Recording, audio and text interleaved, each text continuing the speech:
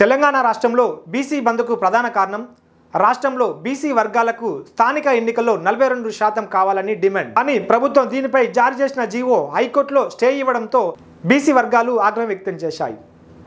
అందులో నేను కూడా ఒకని, ఎందుకంటే నేను కూడా బీసీ. సో ఇవన్నీ విషయాలు పక్క పెడితే 42% రిజర్వేషన్ని ఎవరు అడ్డుకుంటున్నారు? ఒక పక్క బీజేపీ ప్రభుత్వం, ఒక పక్క కాంగ్రెస్ ప్రభుత్వం, అలాగే ప్రతిపక్షాలైన బీఆర్ఎస్, బీఎస్పీ, మిగతా కొన్ని ప్రతిపక్షాలు ఉన్నాయి.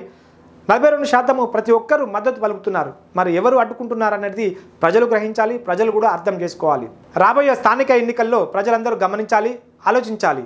ఎవరైతే స్థానికంగా ఉండి, ఎవరైతే స్థానికంగా ప్రజలకు సహకరించి, ప్రజలకు ఎవరైతే న్యాయం చేస్తారో వారిని ఎన్నుకొని ప్రజాక్షేత్రంలో ఒక సర్పంచ్ కానీ, ఎంపీటీసీ కానీ, జెడ్పీటీసీ కానీ, అలాగే కౌన్సిలర్ కానీ, వార్డు మెంబర్లను ప్రతి ఒక్కరిని ప్రజలందరూ ఆలోచించి పార్టీలకు అతీతంగా ఎన్నుకోవాలని చెప్పి మా పీసీడబ్ల్యూ న్యూస్ కూడా అభిప్రాయపడుతుంది.